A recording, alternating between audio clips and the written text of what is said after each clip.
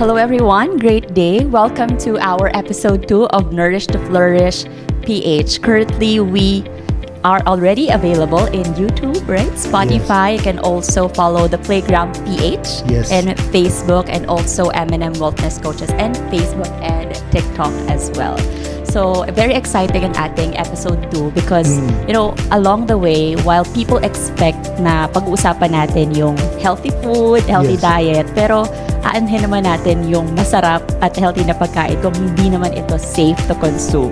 Correct. Right? So, together with us here, of course, this episode or this podcast is actually hosted by none other than Sir Dennis Hilaro. Yes, one of the co-hosts. Yes. Yes. Welcome back in this second episode of our podcast. Supposedly meron tayo last week, pero unfortunately nagkaroon ng natural disaster, typhoon, si Christine. So how were you last week? Well, by God's grace, all of us are safe naman po, no? Kasi we're also based here in 𝗵𝗵𝗏, Batangas. Yes. Yeah. So yung iba nating neighboring cities were affected, 'di ba? Like Kamusta po yung family niya, sir? Okay naman, medyo mataas naman yung sa side namin. Though yung Santo Tomas bayan mismo, na flood talaga siya. I think nakita natin yan sa social media, no. Yeah, and I hope people can praying get na over this. Yes. our calamity and our weather will get kumbaga, Yes. maayos. All right, very interesting yung topic natin. Like you said, it's about food safety. Yes. Especially us, in my case. Siyempre, tinuro ni Coach MR yung meal preparation. Pero before that, traditionally we really prepare meals, especially sa mga working professionals. Nagbabaon tayo ng nilalagay natin sa lunchbox. Right. Kahit nung mga bata pa lang tayo, may lunchbox na 'di ba? So it's really a very interesting topic. So that comes siguro dun sa first question natin, Start na tayo. Yes. So why do people, especially yung professionals, be concerned about the safety? Ano ba yung mga short-term and long-term impact sa health and work productivity when it comes to food safety and handling?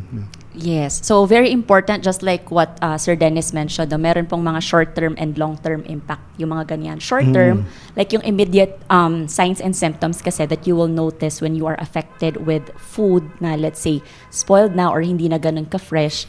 Tendency, immediate vomiting, diarrhea. And ako personally, when I was like late college, fourth year college, mga ganyan, I was able to personally experience. So even though I already have this knowledge in mind, sometimes talaga, pag dumadating sa point na pagod and you don't have much, let's say, food available, you just simply buy outside. Yes. Pwede nating makaligtaan yung mga ganito. That's why, our podcast is very relevant, not just actually to professionals, but, people across all ages. Right. So, syempre, hindi ka makakapag-perform next day kapag nagsusuka tayo, kapag masakit yung tiyan natin, right? You're feeling dehydrated, and when you get to experience all of these things, talagang bagsak ang energy mo.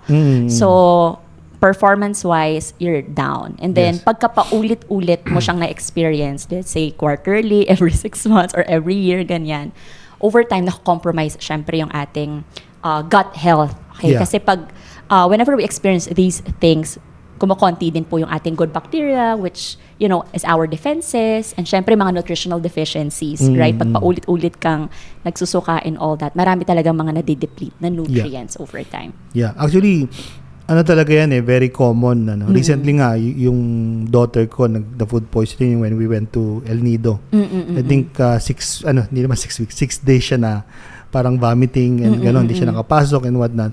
Pero yun nga, I said kanina na common because parang nalilipat lang Minsan naman may partner si Leslie ang nagkakaroon ng gano'n. Minsan naman yung isa kong anak, and some of my colleagues nagkakaroon. So it's really a common thing, and we should always be vigilant when it comes to food handling, So which leads to the question, ano ba yung common food safety mistakes that we do, especially when we are eating in the office. Ayan. Kasi usually sa mga office po natin, sino dito may mga pantry in the office? Dito sa playground meron yan. Ayan, meron dito sa playground PH. So usually, ano ba yung meron sa pantry? The microwave.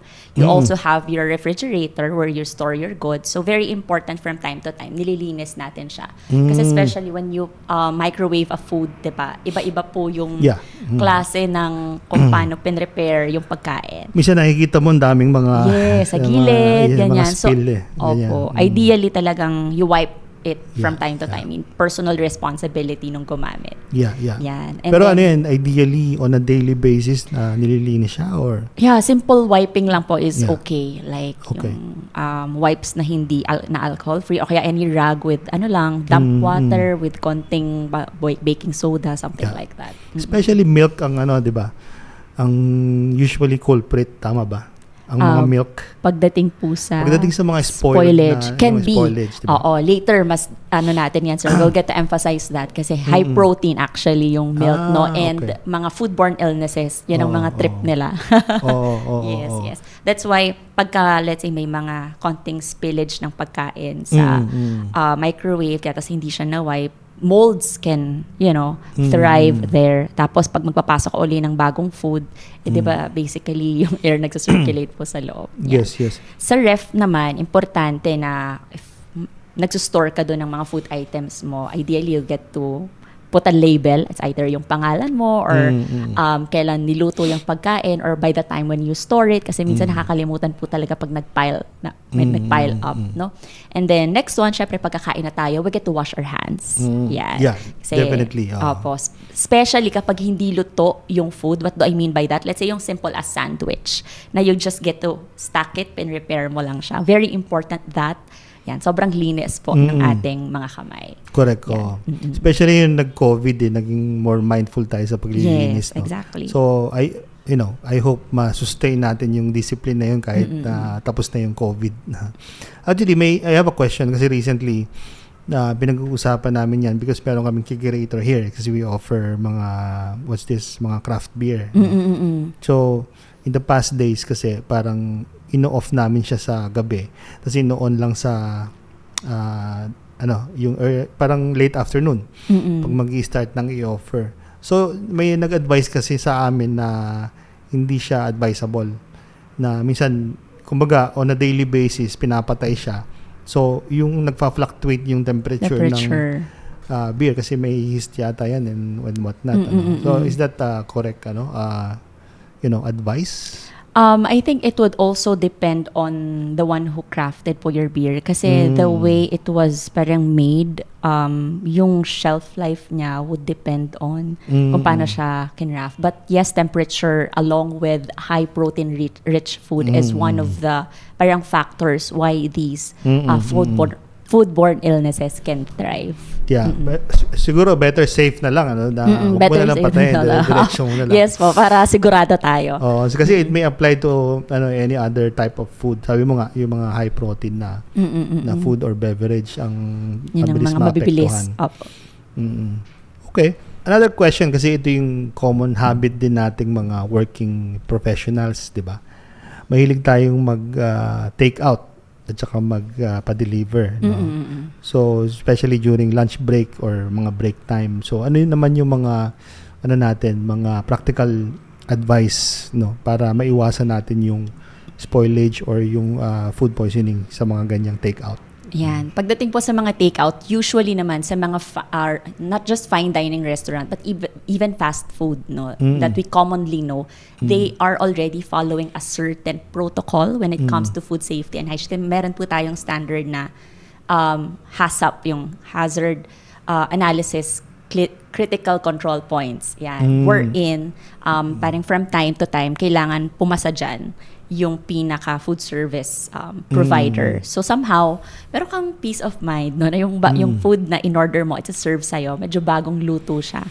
Ang common concern natin dyan is that those professionals who are kasi minsan sa mga nearby offices, may mga home-cooked meals, like parang karinderya style. Yes. Diyan actually nagkakaroon ng concern. That's why, ako, when I was in college, marami yan around the UST area, the U-Belt. So I always ask first, anong oras po niluto yung pagkain? Kasi yung time, sir, is very critical. And let's say, from the time na umorder ka na in mga maaga, usually nagluluto yung mga ganon, di ba? Mga 5, 4 a.m. ganyan. Daling araw yan kasi namamalengke tapos luto. Opo. So kung magbe-breakfast ka maganda, agahan mo yung breakfast mo. So 6, 7 a.m. Or if not, tingnan mo, baka may microwave doon sa pinagbibilhan mo. So pwede mong pa-reheat. May mga ganyang cases din po. Kasi ideally, from the time they cook, ang ideal talaga, from the time you cook till the time of consumption, within 2 hours para safe na safe. So, within 2 hours. Within 2 hours, makonsume mo siya agad. Okay. Any type of food, well, usually naman mga lutong bahay, di ba? Yung makikita natin sa mga concession, yung mga concessionaires sa mga canteen. Pagka tomato-based, medyo yan po yung madali din. Okay. Well, basically yung mga gata, yan din. That's another thing. Opo. Pero yung mga well, ang term before kasi yung mga Jolly Jeep sa Makati, di ba? Yung mga nasa cart na ano ganun. po bang yun, usually? Mga lutong bahay din. Iba din. Okay. They call it Jolly Jeep. Jolly Jeep, okay. Pero yun, para siyang karinderya na nasa cart. Diba? Alright. You can order pansit, you can order, I don't know. Well, actually, hindi man ako nakaka-order doon, pero nakikita ko lang kasi nadadaanan mo yan eh. Well, kung ganun, pansit is better than spaghetti, if that's the case. Kasi medyo dry si pansit. Right. Ganyan. As si compared spaghetti to kasi medyo moist. Tomato, moisture, yan. So, mas more, siya, prone. Tapos yung mga fried, yun, sila yung, like, banana Q, mga ganyan. Turon, sila yung hindi ganun kadadali, na ma-spoil. So, ibig sabihin, practically, halimbawa, galing ako ng Manila, uwi ako ng Batangas, umili ako ng pampasalubong na fast food, burger, di ba? And then na-traffic ako, like mga 3 hours, bago ako nakauwi. So, is that still, parang safe to consume or hindi na siya advisable to consume? If we're gonna follow yung standard, actually super maximum po yung 4 hours, allowable pa yon. Okay. So long as you will reheat it well to the point na mag more than 60 degrees Celsius siya, because that's the time that bacteria can be killed.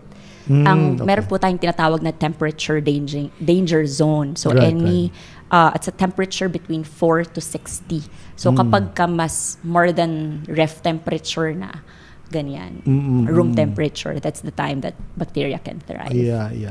Again, for another case is that sabihin natin mga 1 hour lang burger, which is common kasi burger, chicken, fried chicken, etc.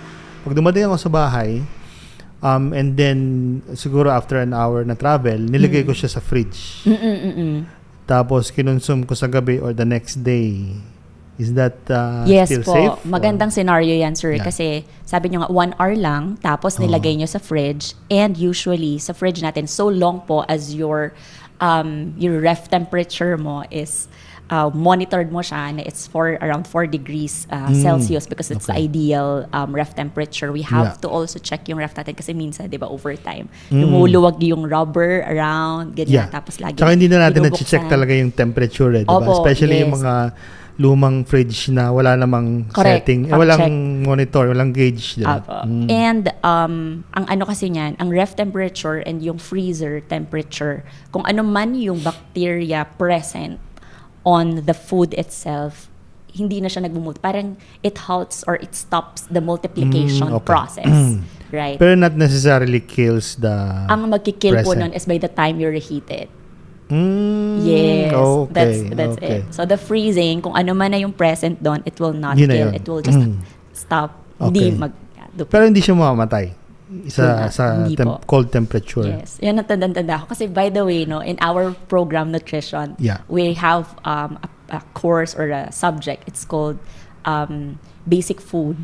Yan. Tapos we also have a food part of our rin kasi program is food service. So being a nutritionist, we have 3 areas: clinical nutrition, public health, and food service. That's why kung ano man po yung involved during the preparation, may it be restaurant setting, hospital setting, food prep, from the time na you purchase the food items, no, up to the time na isa-serve siya sa pasyente, dapat namin yon, well monitored throughout. So that's one of our jobs. Okay. So again, i-relate ko sa experience ko, no. Kasi yung nga nagbabaon na kami, no, nagmi-meal prep. So for example, dinala namin siya dito early in the morning, like mga 8. Nakalimutan namin i-ref for 5 hours. Sabi mo kasi 4 hours, di ba?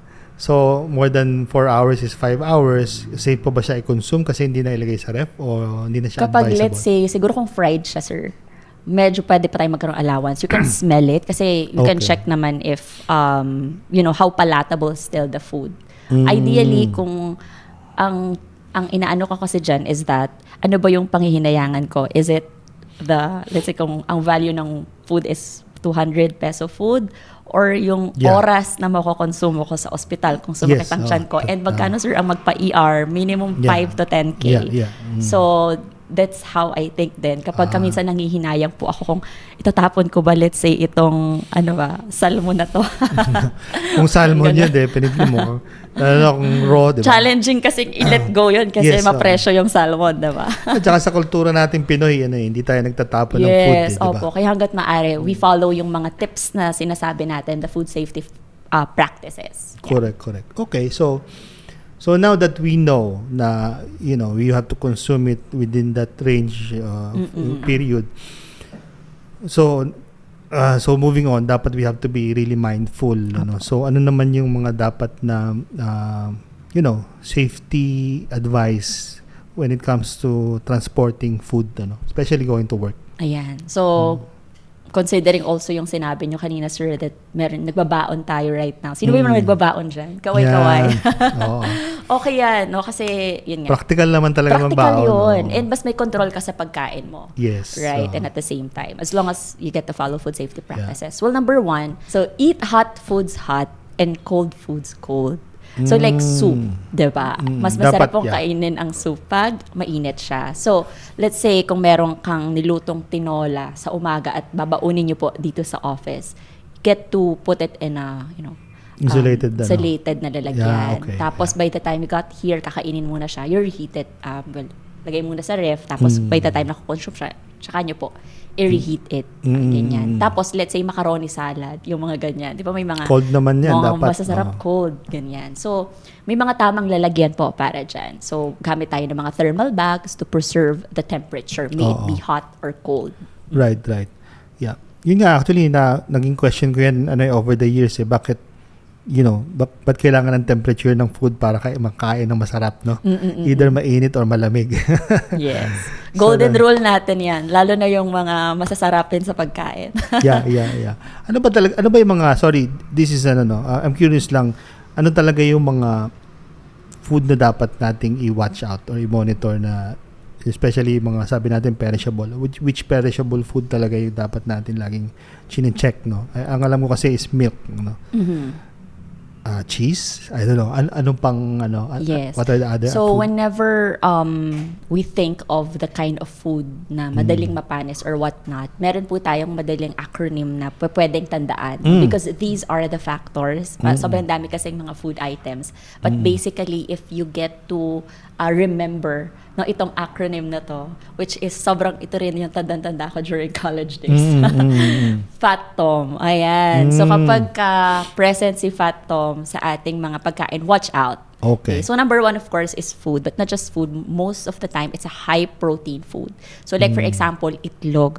No, kung magbabaon ka ng boiled egg, wag mo munang peel at home. So, i-peel mo siya. By the time, you'll get to consume it outside. Yeah, so mabilis po talagang pero pag nandun siya sa loob ng shell, it's protected. How long, we can follow yung standard po natin, standard. average of 2 hours or so. Okay. Yeah. We get to consume that. So, mga high protein. So, anything na yan. Tofu, tofu. yung mga meats natin, ganyan. Right. But, yun nga, so long as dry naman siya, like pork chop, hindi siya ganun kadali ding mapanis. But, just to be, for the peace of mind, follow po natin yung time, no? So, yan. Food.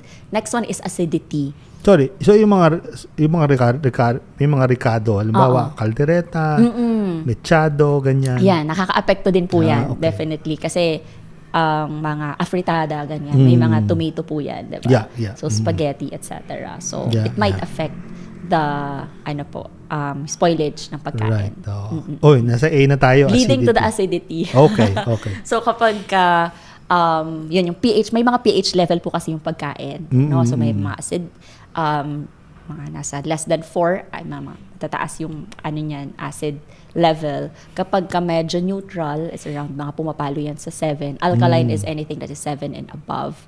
So, basically, when it is on that range, 4 to 7, yun medyo prone po sa spoilage yung pagkain. Ganyan. So, pag mataas yung number ng acidity. Okay. Yan. Okay. So, yun yung A. Nasa A na tayo eh. Yes. So, kapag ka naman, next po is the time. Now, we've been repeating that from the time we have started. It means it's really important. Right. So, follow po natin. Ideally, pagkakain, if you can consume it right away, go, enjoy. Pero kung talagang may kailangang waiting time because of the transportation, ganyan, ideally, within 2 hours, you get to consume it. Or if lalagpas ng konti, 3, 4, then reheat it very, very well. Okay. Ayan. So, important yun. Nasa first T tayo. Ayan. First so, T. Second T is the temperature. Ayan na. So, again, anything between 4 to 60, that's the time. Yung tinatawag po natin na temperature danger zone or TDZ. That's the time that we need to be conscious of, okay, yung food ko hindi nakastore sa ref or it's parang beyond the time. 4 degrees Celsius na okay. So, yun yung malamig. Tas 60, okay. Yes. So, kapag ka nasa room temp, basically, medyo delikado po tayo. Right? Doon natin ifa-follow or i-apply yung consciousness with regard to the time. So, bilang ka na yan, tik-tak, tik-tak. So, dapat, ang safe is yung 4 degrees Celsius pababa. 4 degrees Celsius pababa or 60 pataas. Yun na yung time na niluluto mo siya or heat up mo siya. Mainit. Okay. Opo. Kasi diba yung boiling point po natin is 100 degrees. So, kahit naman konting you don't reach to that point, just enough for you to, mainit lang yung pagkain. All So, good ibig sabihin, I think na-mention natin to last time, yung mga catering. Yan. Tapos, meron silang parang warmer. So, safe yon. Yes. Okay. So, that makes the food very safe. Tsaka may mga transpo po yung mga yan which really keeps the food stored very well. Minsan kasi pag mga kasalan, birthday yan, hours. Ang tagal kumain eh. Correct. Diba? Opo. Minsan naiinis ka na eh. Tapos pagkakain mo, uwian na. Ako highly, po yun. Di ba usually mga cream, mga sauces, hindi mo na para maano kung ano ba yung madaling mapanis or hindi kasi iba't iba talaga yung so that may warmer talaga. It's a must. Talaga. Okay. Alam po yan ng nila, mga caterers. Right. Matic yan sa kanila. Yes. And next one po, ayan, O, fat tom, no? O, oxygen. Okay. So food acidity, time temperature, O, oxygen. That's why it's very important yung mga Tupperwares po natin, no? Food containers. Yan. May rubber around para talagang Sealed. Sealed na sealed. Okay. Yes. So meaning, pag-expose siya sa oxygen, dun siya parang delikado. Mas mabilis din mag-thrive. Okay. So dapat isisil mo talaga. Though may mga ilan na mga foodborne illnesses na oxygen-free environment, nagta-thrive pa din siya. But majority, they really want Right. oxygen. So like, for example, yung mga sandwiches, no? Lalagay mo siya sa Ziploc. Yes. So safe yun. Instead of putting it in a napkin, better if naka-ziplock. Pwede pong napkin and then ziplock because the napkin absorbs the moisture. If, let's say, you have kamatis or pipino, which is high in moisture, leading to the M. Kapag po kasi Moisture. mataas sa moisture yung ating pagkain, no, lalo na yung mga yun nga, vegetables like cucumber and tomato, ganyan. Kaya pag nag-sandwich ka and may ganyan ka, konsumo na rin right away. Parang pang recess lang ng mga bata. Ganyan. Question. Sorry, okay na tayo, no? Yes. Pat Tom. So, moisture yung dulo, no? Question, kasi sabi natin, food, acidity, time, etc. Ano ba to? Either or dapat lahat ito is, nagko-comply, observe yung all the criteria. Simultaneously. So, ibig sabihin, kasi pwedeng, ziniziplock ko siya, pero hindi ko siya nilalagay sa fridge. So, dangerous pa din yun. So, dapat at the same time. Okay, just yun lang. Clarify lang. Baka kasi maisip nung iba na nilagay ko sa fridge, pero, hindi ko naman sinil or something like that. Okay, that's... all at the same time as the observe po. Good. So, tandaan natin yan. Si Fat Tom. Fat Tom. Oo. Sige. So, another topic naman, So, when it comes naman dun sa food preparation, especially sa bahay. Kasi sa mga commercial naman, mga restaurant, etc. Actually, yung mga staff, required sila na may di ba? Ino-observe na hygiene. At the same time, meron silang parang medical certificate. Yes. Pero sa bahay, how can we prepare yung mga food na niluluto natin? Anong mga tips that you can provide? Right. So, shout out sa mga professionals natin dyan na after work, di ba? Mag-prepare ng dinner para sa family nila, kaway-kaway. Para sa mga dakila nating mga magulang at mga breadwinners at home. So, feel free to comment where you are in the chat box because chat box tuloy, Zoom pala. In the comment section. Comment, alright. Comment where you are currently watching in the comment section because later, meron tayong special gift, raffle prizes para for those who will comment in the comment section kung nasaan po kayo as of the moment. Yes. Kahit anong platform kasi pwede ka mag-comment sa Spotify, pwede ka mag-comment sa YouTube, or probably kahit sa social media, diba? Yes. Sa mga shorts natin later. Facebook, TikTok, Instagram, YouTube. Yes. There. Okay. So, para sa mga nagpe-prepare at home, 4 things that you have to remember: clean, separate, cook, and chill. So, usually po, pagkabili natin ng mga food items like chicken, let's say, mga hipon, isda, ganyan. So, we're not sure kasi how well it was stored. Let's say, grocery man yan or galing sa palengke. That's why you really have to clean it first very well. Yeah. Yung mga pinamili mo, and of course, syempre yung mga utensils mo, your chopping board, etc. before you cook. And then, separate, meaning, kasi syempre, di ba, by the time you store it in the freezer, since there is an air circulation going, we want the present oxygen there to be really free of the unwanted microbes. Right. So kung ano man po yung mga nakastore inside the ref or freezer will be helpful in terms of, lessening the further growth of the bacteria that is already present. Yeah. Yan. And syempre, cook at the right temperature. Depende po kung ano yung food na lulutuin ninyo. And kung makakailangan man itago, after, let's say, may leftover or whatnot, then you can store it again in a ref temperature. Yan. Yeah, good points. Though I have a question, kasi pinagde-debate namin to minsan ni Leslie. Pero alam kong tama siya, Makulit lang ako. Bumili ka ng mga pre-pack na mga fruits. Kasi minsan, na yan piniprepack na nila, di ba, na mayroon na siyang certain kilos, tapos para babayaran mo na lang, etc. I'm assuming sa grocery po. Okay. I'm assuming kasi minsan nililinis na nila yan o hinuhugasan na nila. Is it parang ready to eat na siya, Is that the case or kailangan pa rin talagang linisin mo siya or i-wash mo siya before you consume? Ideally, i-wash po natin siya because considering also the fertilizer that was used during the farming process, ganyan. Right. So, meron po tayong... So, ibig sabihin, yung mga groceries, hindi na yan hinuhugasan pag pinapak.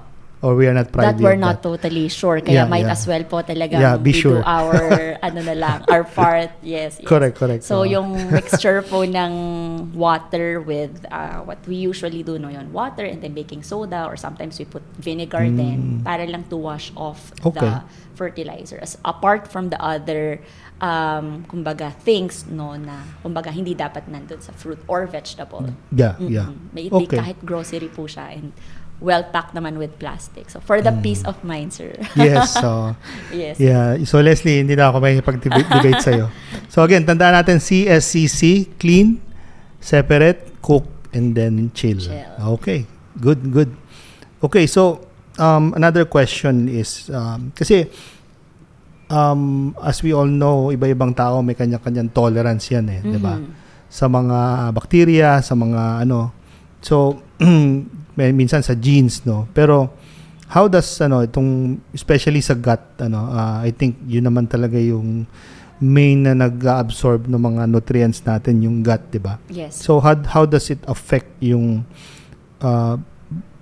yung response ng body natin sa mga foodborne illnesses? Yan. So, very important yung gut health natin prepared sa mga ganitong bagay kasi hindi natin alam kailan po siya mangyayari. It can be during a trip, just like what you mentioned earlier. It can be during, your working time. So, for those people na medyo, let's say, hindi natin napapangalagaan yung gut health natin by the time these things invade our body. Usually, yung mga signs and symptoms we mentioned earlier, like vomiting and diarrhea, matindi yung impact dun sa katawan ng tao. Like, actually on my case, na-observe ko yan dahil nga meron naman kaming consciousness in terms of taking care of our body over time. Ano lang ako nung parang madaling araw, tapos kinabukasan, nung nagkaroon ako ng fluids, okay na. But for others, it might take a while daw. Kasi hindi naman ako na-confine nun. Actually, yun nga, fluids lang dun sa ER and then recovering. So, the signs and symptoms may take longer for those na immunocompromised. So, definitely, yung impact nun in terms of your productivity, mas challenging din. Right. So, that leads to the question, ano ba yung mga nutrients na dapat nating tandaan? Yan, okay. Sa mga ganitong situations. Right. So, sa mga ganitong situations, since hindi nga natin alam kailan siya pwedeng mangyari. Kasi yung pagkain ng mga ganito pwedeng sinerve sa'yo. Right? Kung sinerve sa'yo, syempre hindi naman na tayo para magtanong pa kung ano ba to, clean ba to, anong oras nilo to. Sometimes kasi it's offensive, right? But yeah, for safety purposes, okay lang din naman na magtanong. So, just to be sure na protected ka all the time, meron tayong mga nutrients that are ideal na makakatulong for the pre, during, and post-recovery should things like this happen. Right? So, this is applicable po across all ages. May it be a baby na biglang sinubuan during a party ng kung sinong tita. Diba? Or let's say during your work time, or elderly, biglang may nagbigay ng pagkain or so. So, we have two things, nutrients, probiotic and electrolytes.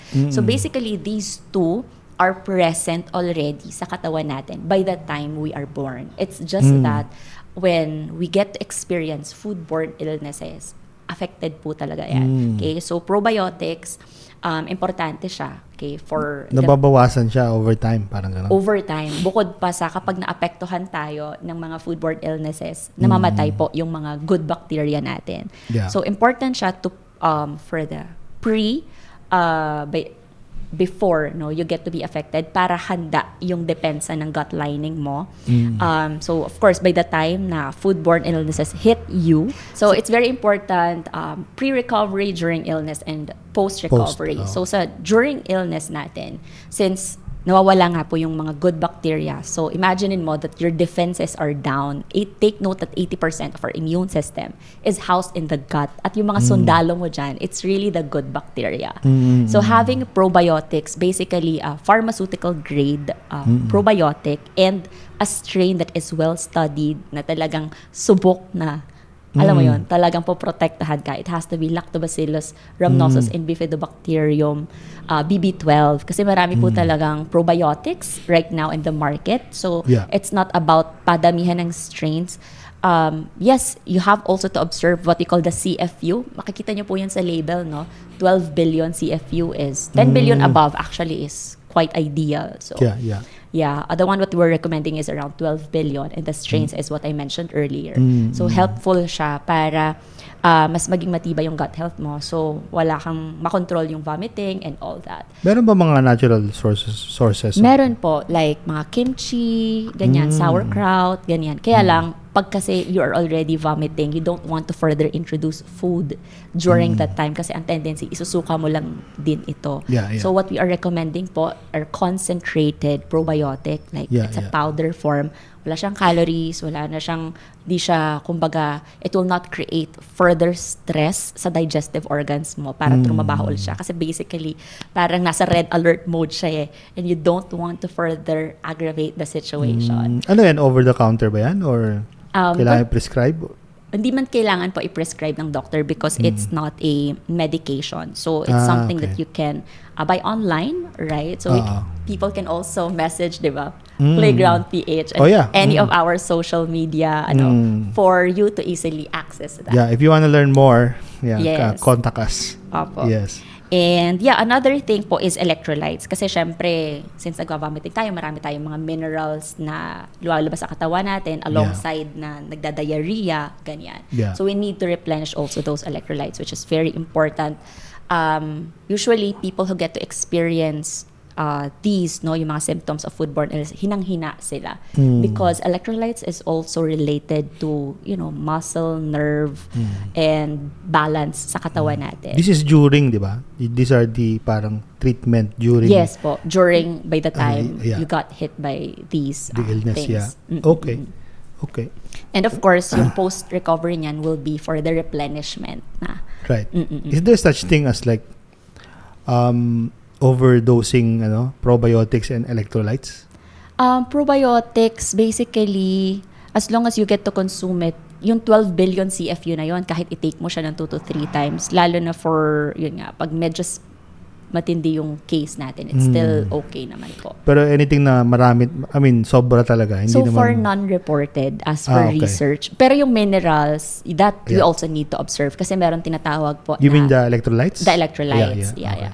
Meron tayong tinatawag na tolerable upper limit pagdating sa mga minerals. Though sa mga electrolytes po, hindi naman ganun kadami yung super dami, yung present na minerals there. So, mas concentrated siya sa mga supplements, ganyan. Ang common knowledge ng tao kasi pagdating sa electrolytes, yung mga nabibili sa market, 𝗏𝗏𝗏𝗏, Sweat, Gatorade, yung mga yun ba advisable na we take? Alam ko kasi Gatorade parang high in sa sugar content. Sugar, So, what do you recommend doon? Meron din tayong pharmaceutical grade level na electrolytes in powder form. Ang maganda po kasi doon, it's usually you can carry it anywhere. Kasi diba, let's say kung nasa beach ka, ay ang dala mo tubig lang. Kasi kung nag-island hopping ka, wala ka mabili ng Gatorade or Pocari. You can just easily pour it in any water. So, ganyan. Ito yung it's parang, very handy. Parang synonymous yan sa hydration, di ba? Apo. Tama, Optimal hydration, Optimal hydration. So, kung gusto mo mag-marathon, for example. Yes, definitely. Sa mga athletes. Yes. That applies on our pre-recovery. So, by the time, you don't need naman to wait, na magkaroon ng foodborne illnesses by the time you take this. So, again, both of these are crucial on the pre-part. So, by the time, ngayon pa lang that you're hearing this, you can already message us.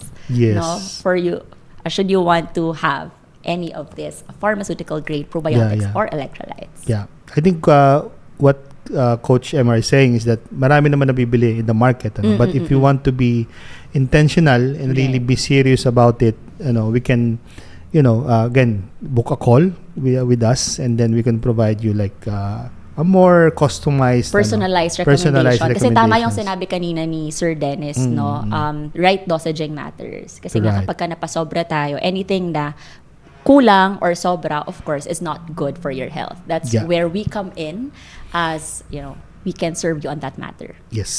So feel free to message us. Okay, so another question is, are there any like particular health concerns, diseases, or illness where we really need to be more cautious about in practicing itong safety guidelines of food on top of from what we have discussed so far? Yes. So, isa sa mga matitinding health issues po, or health disease na medyo compromised ng immune system or people with cancer.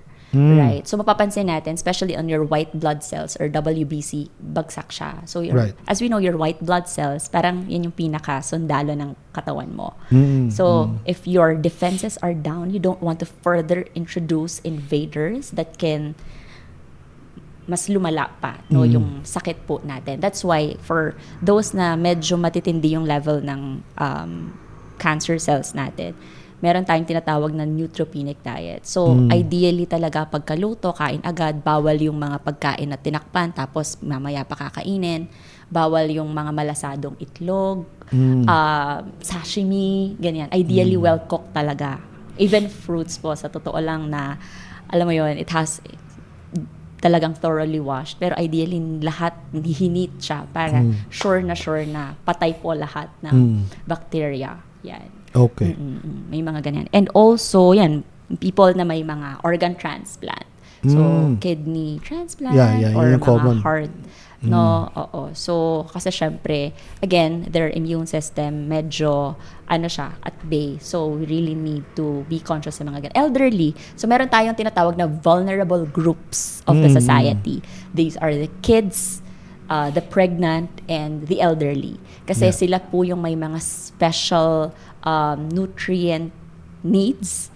So, whenever you get to be affected with these foodborne illnesses, let's say, lalo na kung tumagal yan ng ilang araw, pwedeng magkaroon ng mga nutrient deficiencies that these vulnerable groups might not have.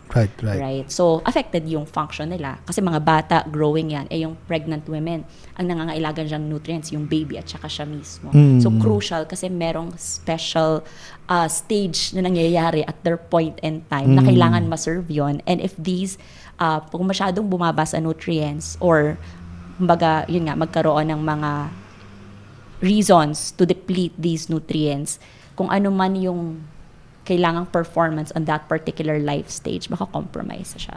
Yeah, speaking of that, side question lang. Sa mga kasi may mga practices kasi sa mga moms, di ba?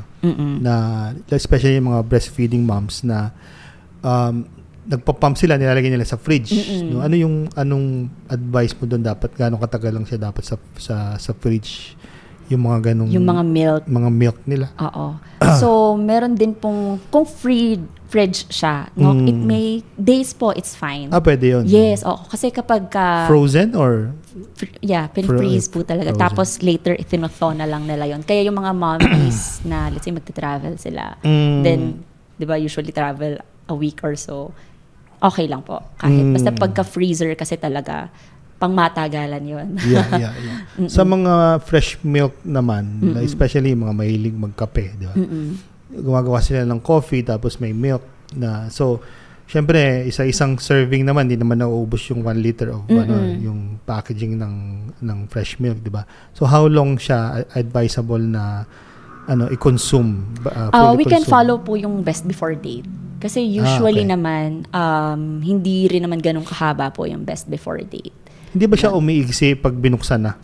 By the time na binuksan, well, it also depends on the ref temperature. Kasi kapag sa pinto mo siya laging nilalagay, usually yun ang madaling, hindi ganun ka-stable yung temperature doon. Kasi binubuksan-buksan. Binubuksan all the time. So, dun talaga ideally sa loob, or kung may chiller kayo na hindi naman sobrang tumitigas yung mga like the milk or so, it's okay. But yeah, most of the time, kahit we reach the best before date, okay pa rin naman po siya as long as you keep it inside. Okay. Yeah, I think na-cover natin ang maraming questions. No? Sobrang informative itong ating naging topic ngayon, especially sa food safety. Pero meron pa akong isang question. Pahabol question. So if ever, for example, nagkaroon ka ng foodborne illness or nagkaroon ka ng food poisoning, ano yung first aid na advice na pwedeng, ano yung mga first aid na pwede niyang gawin? Siguro, especially, well, ideally, punta siya ng ER, no? Pero before going to the ER, ano yung pwede niyang gawin na first aid, basically? Well, kung talagang sinusuka mo siya, it's a physiologic, wag mong pigilan. You really it's your body's response na there's really something wrong and you really have to let it out. Yeah. So, yung iba po kasi dahil sa sobrang, let's say, nag-buffet sila or nag-subdupe sila, control talaga nila. Correct. So, no, it's okay. For Suka mo talaga. Suka mo talaga. You really have to let it out. Dumating ako nun sa point na kahit wala na ako po na sinusuka-suka pa rin na suka. Kulay green na yung sinusuka ko. So, you just really have to go through that process. Your body is smart enough to do its job and you can, parang rely on it. Pero kung meron po talaga tayong, like the health concerns we mentioned earlier, go to the ER right away. So, always have those probio and electrolyte handy. Don't consume much fluids or food anymore kasi minsan pagka-vomit natin kukonsume ng isang boteng tubig, ang tendency isusuka mo po lang ulit yan. Kahit yung mga electrolytes di siya advisable. Konti, sip lang. Okay. Wag po natin uubusan, let's say, yung isang buong baso because you feel parang super dehydrated already. Okay. Kasi technically, since yun nga, parang super stress mode the whole digestive system that you have, you don't want to further stress them too much with further introduction, may it be food or fluid. Ganyan. Okay, so yun. So wag tayong mag-consume ng more, but instead is ilabas natin. Yes, opo. And then punta tayo sa ER kung talagang hindi talaga, kumbaga mararamdaman naman natin yan makakapa nyo naman siya how yung impact nun sa inyo pag hindi nyo talaga kinakaya na you go to the ER right away. Yeah. Sorry, last na.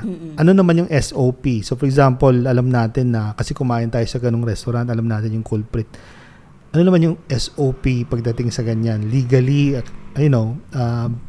should we go back to the restaurant and file something? Okay. It's identifying the culprit. You have to check.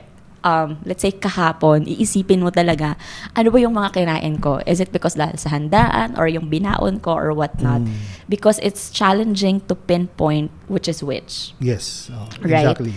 But kailangan natin mag-rule out by meron tayong tinatawag na 24-hour recall. And usually, sa mga hospitals, they ask that during assessment. Ano po yung kinain nyo kahapon? Throughout the day, iisa-isahan mo talaga yan. Breakfast, merienda, lunch, as in, wala kang iiwan na hindi mo sinabi. Lahat kailangan sabihin mo talaga because we have to assess saan ang galing, saan mo kinain, paano mo binili. Yeah. So now nakita na natin talagang meron tayong proof and evidence na restaurant A doon tayo. Okay. Ano naman ng next step doon? Siyempre, ayaw natin may concern tayo na ayaw natin maulit sa iba. Right. Actually, legally, I think the best thing to do is we can just simply raise it up and complain. But kung ano yung legal actions na dapat gawin, I'm not sure up to what extent natin pwedeng doon na tayo kay attorney. Sa attorney na. Oo. Depende rin siguro sa extent ng damage that has been done. But if alam mo talaga sa sarili mo na yun, wala ka naman talagang ibang major na kinain, kundi yun lang din talaga. Probably can demand for, a refund dun sa bill mo or so. Something like that. Yeah. And with this topic naman, I'm sure yung mga restaurant owners or yung nasa food business, yung mga na-discuss natin dito is maganda ma-practice din natin sa restaurant natin or sa food business natin. Kasi it's really for the safety of your customers, at the same time, for the betterment of your brand and your business and quality of the food, diba? Ayun, so before we wrap up, any last words about the main topic? Ayan, so let us remember, if you're in doubt, don't. Tama. Lagi kong nire-remind yan sa sarili ko and also to my family members. Pag di mo talaga sure, amoy mo na, hindi ka pa sure, etc. Wag na po tayo manghinayang. Yeah. Okay, because your body is more precious than the food na mawi-waste. Right? Agree. But of course, as much as possible, we don't want to waste any food. So, balikan po natin yung natutunan natin kanina. Yes. So, again, you can comment down below where are you currently watching from, because on episode 3, magkakaroon tayo ng parampol. Yes. Sino sa inyo yung nanalo ng free consultation? Ayan, may pipiliin tayo at least 2. Okay. So, if you're around here in Batangas or Lipa or Makati area, we can give you a free body composition analysis. Yun, sounds good. So, that wraps up today's episode on food safety. So thank you so much again for joining. Thank you, Coach MR, for a very insightful episode. welcome. So we hope you have gained some practical insights on how to make our lives healthier, especially if we are a professional. Pa-travel tayo, baon tayo, etc. So, okay, until next time. So, stay safe, stay nourished, and take care. Nourish to flourish, PH. All right.